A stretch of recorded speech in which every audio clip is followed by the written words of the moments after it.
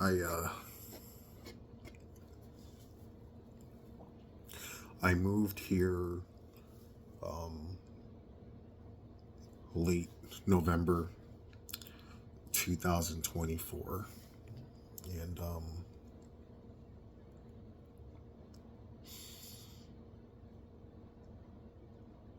sometime um, I want to say late January, uh, my neighbors, two of my neighbors, one who lives upstairs and another one who lives literally right next to me. They're good guys. Um, One guy is 25 and the other one just turned 32.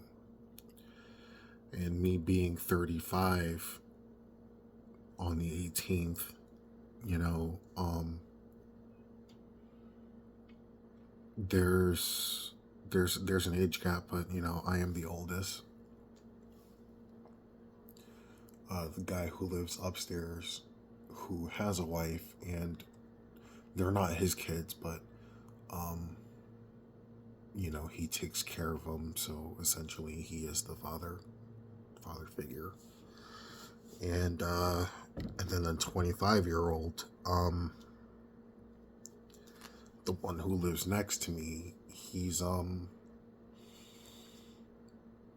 he's just a bachelor. And my two neighbors that I've become friends with, they're not bad people. And everyone walks a life in life, and sometimes they take a wrong turn in life and their life gets messed up. And then it takes them a little bit to turn around and find the right direction.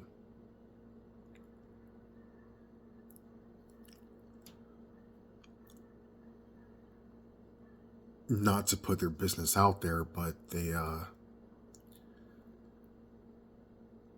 there's some people, you know they they spoke to me in confidence and told me about their tragic stories, and I listen and I don't judge.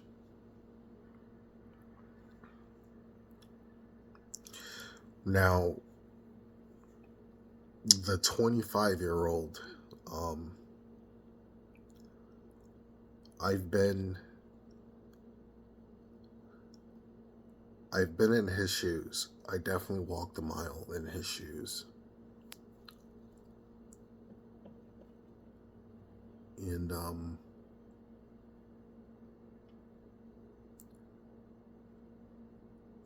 yesterday or today, because this ordeal happened well into the early morning, and this 25-year-old has a strong drinking problem.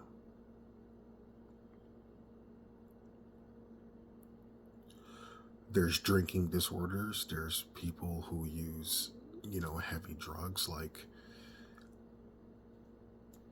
the white stuff, and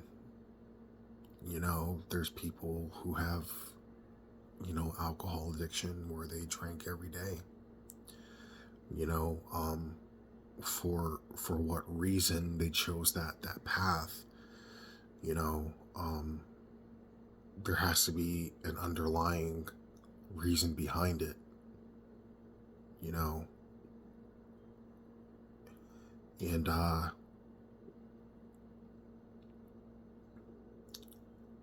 Me personally, I love to have friends, and I like to have good friends, friends that would we would feed off of each other's positivity, you know, and share and bounce off of each other's ideas to further ourself and our growth, as well as the friendship. And that's the kind of friendship I like. When the 25-year-old was saying, you know, he wants to join the Navy and all that stuff, you know, I got a little excited, and I was like, it's like, you know, there's a lot of things you could do in the Navy. You know, I promise you, you know, depending on what command you have, you might hate the Navy, or you might want to do a full 20 years. But,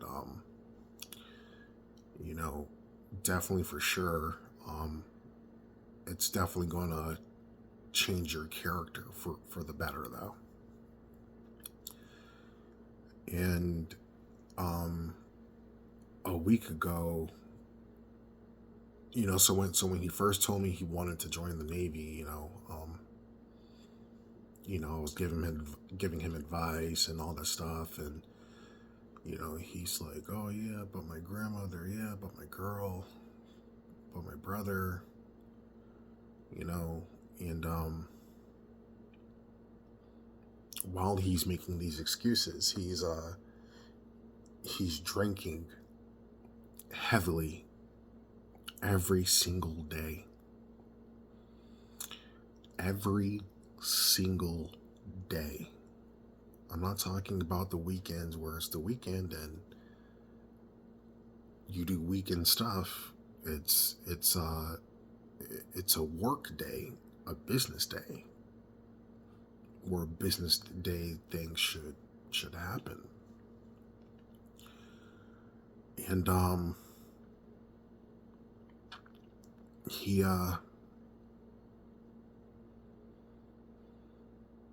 keeps drinking, and that's when I finally noticed it, and I was like, hey, you know, dude, I'm not trying to be rude, but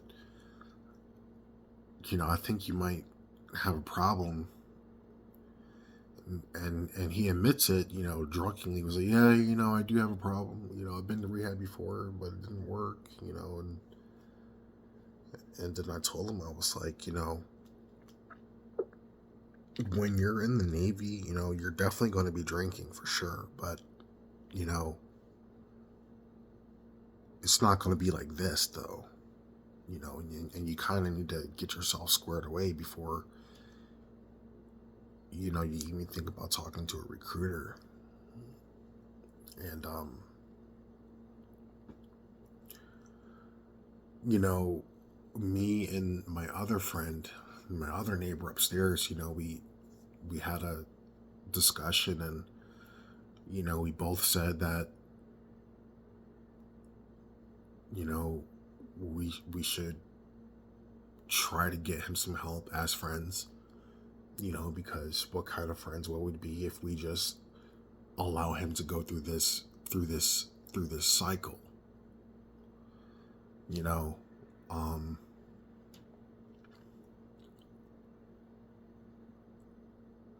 It's unfortunate that I didn't see or value my own youth until I was 35. But you know, if I see someone that has potential to do good things, which is anyone much younger than I am, you know, I only wish the best for them, and I don't want to see them turn into a corner or to a street where, you know, they get lost, you know, and that's where the 25-year-old is heading. Yesterday, you know, he said that he was going to see his grandmother, hang out with some friends, then go to Lincoln to party. And then he called us, and he called me, and he was like, yeah, you know, I'm in Lincoln, and you know,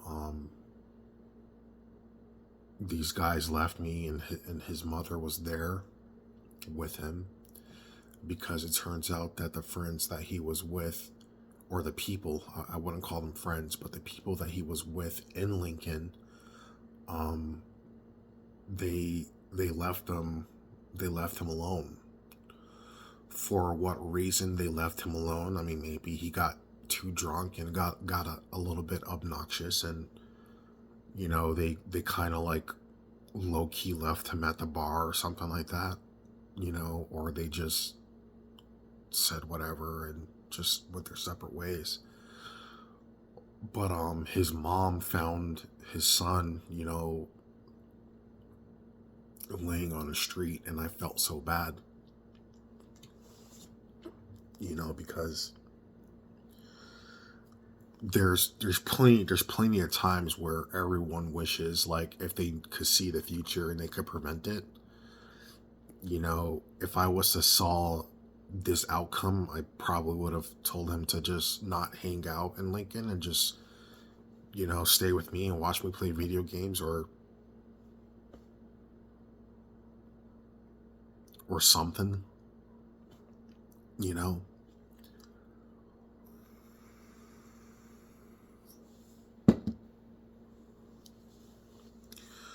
I also think his family indirectly enables his behavior as well, which also brings a point on how how uh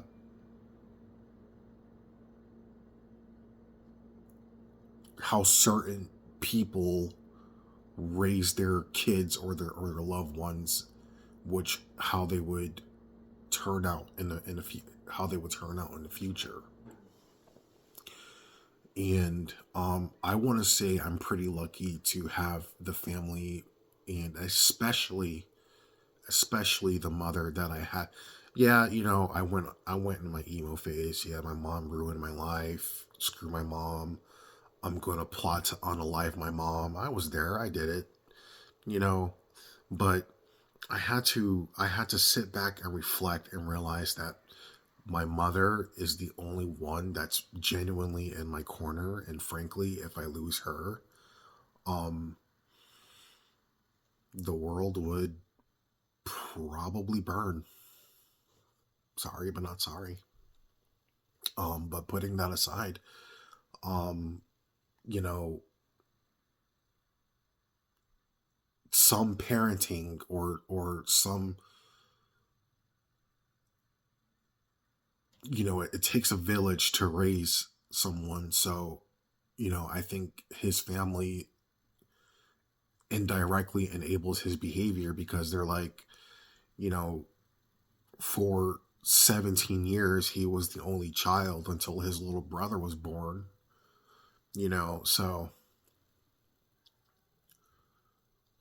So whatever he wants, he gets. And you know on the way to pick him up in Lincoln,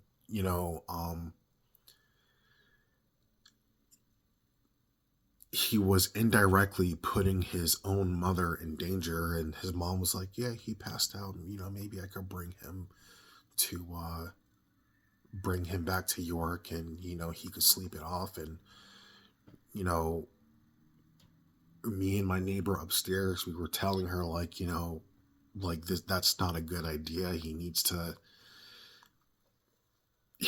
go to rehab, and he needs to stay there until, like, he absolutely doesn't want anything to do with alcohol anymore. Because we told his mother that, you know if we pick him up and bring him back,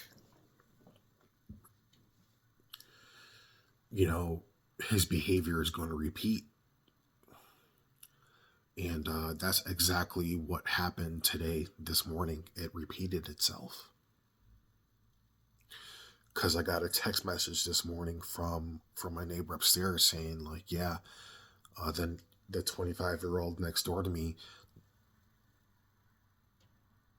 is back on the same thing.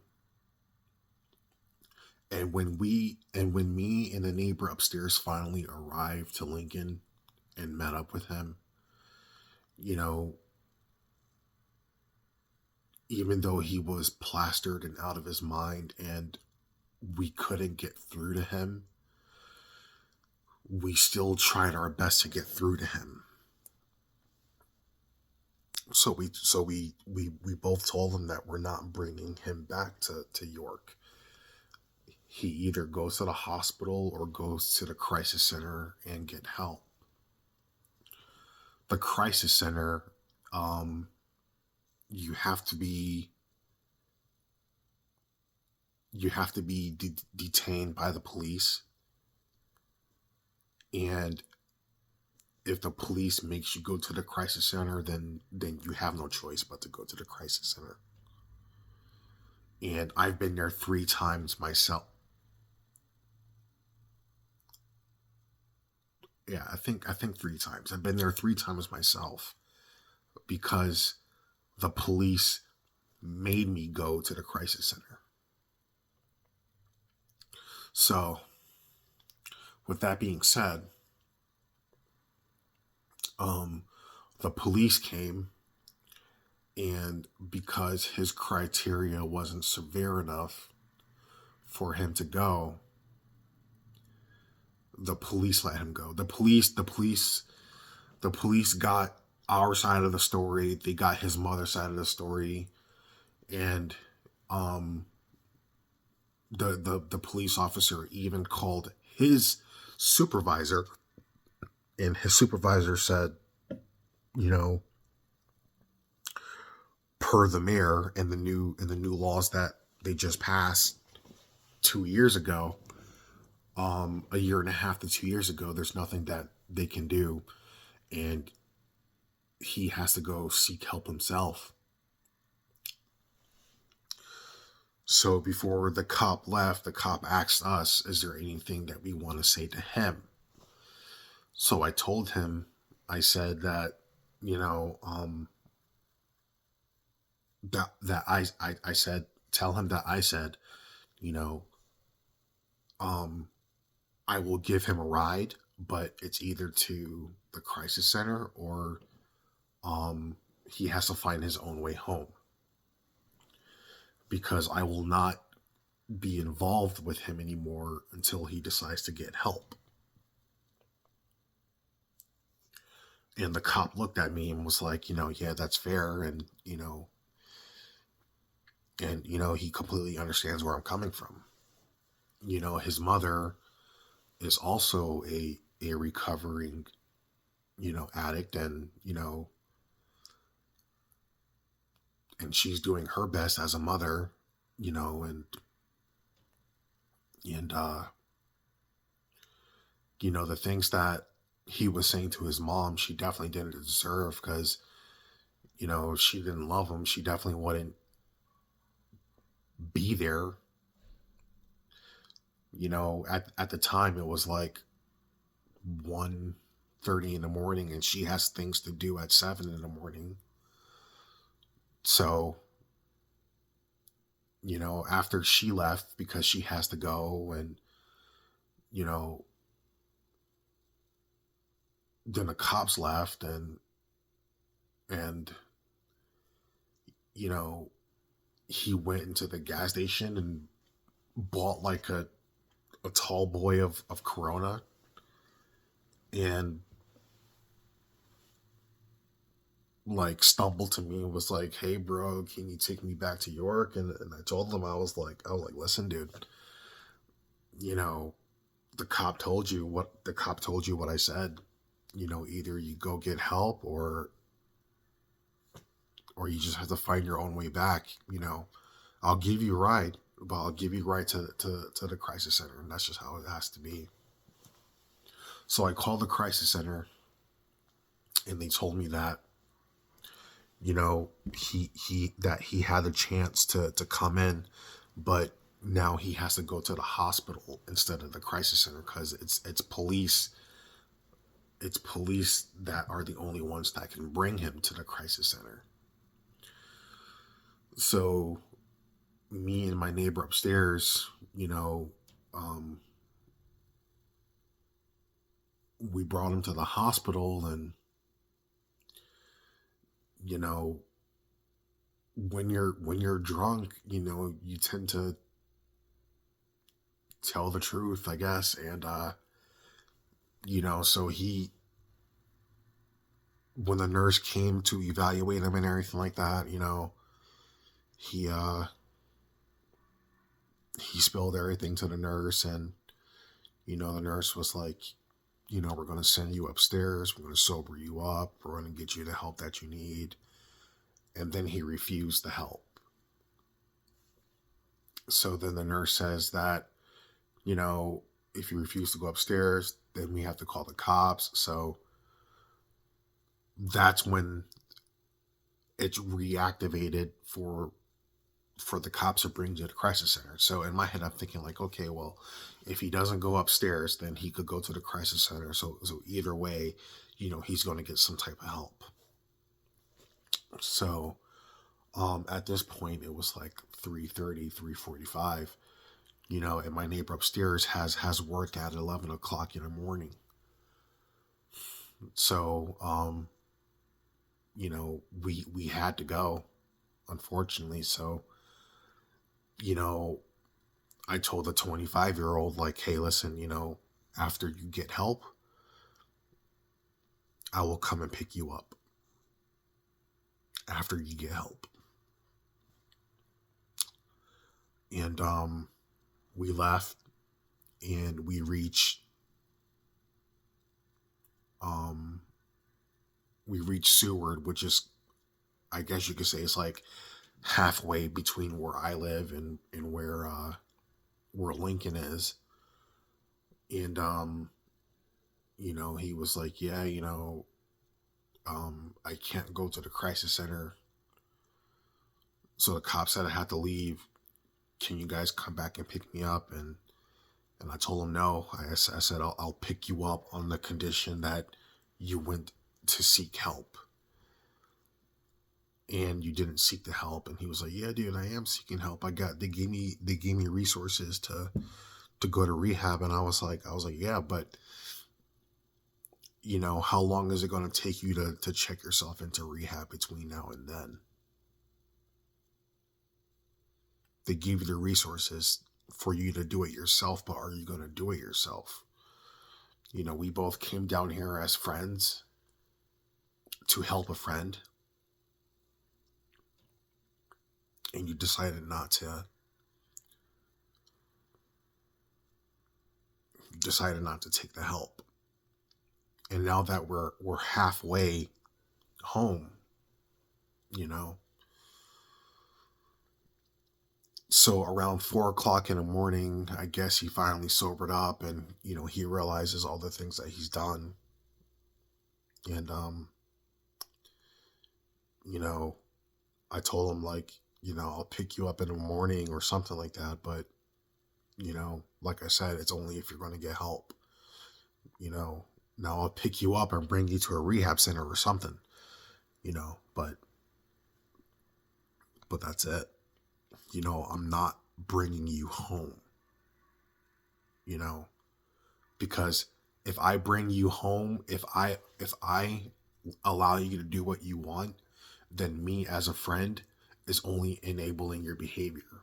And if I enable your behavior, then I'm not really a friend.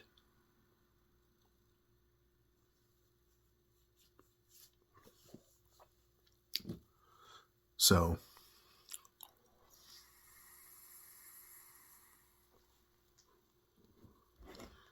he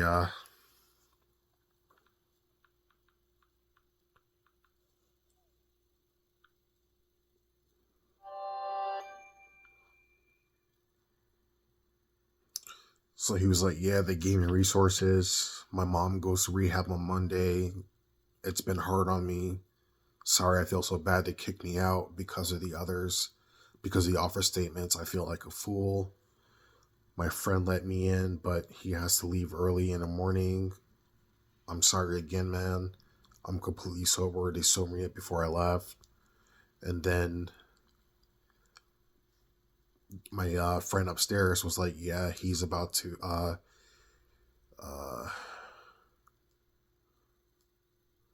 he texted me. He was like, Donnie is already back at it again. an hour ago on his snap drinking. I don't know what to do with this dude anymore. So I replied and I was like, just keep your distance. You know, he was like, yeah, that's about all we can do. No one can say we didn't try. And we did try. We tried. And,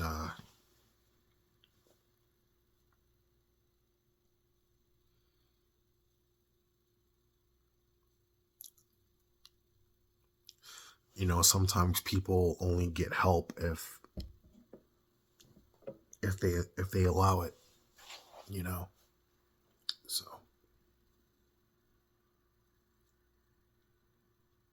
there's literally nothing more that can be done at this point.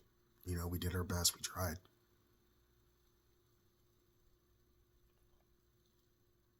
If he does contact me again, I'll just have to let him know, like, dude, you know,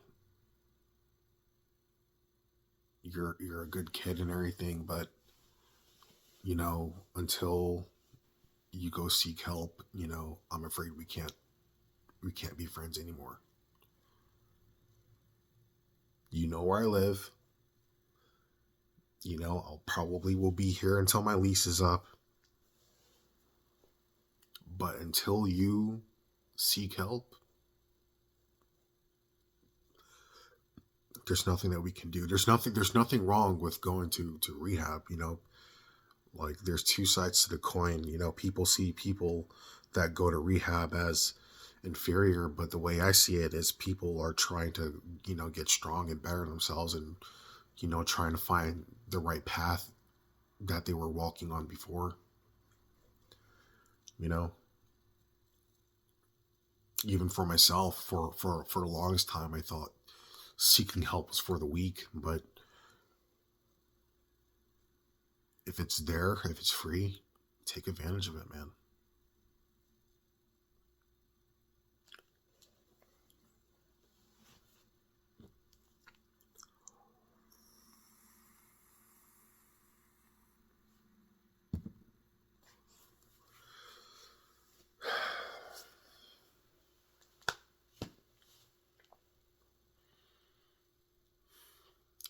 I just I just want to see him get better. I hardly know the kid, but I know he's a good kid, and I just want to see him get better.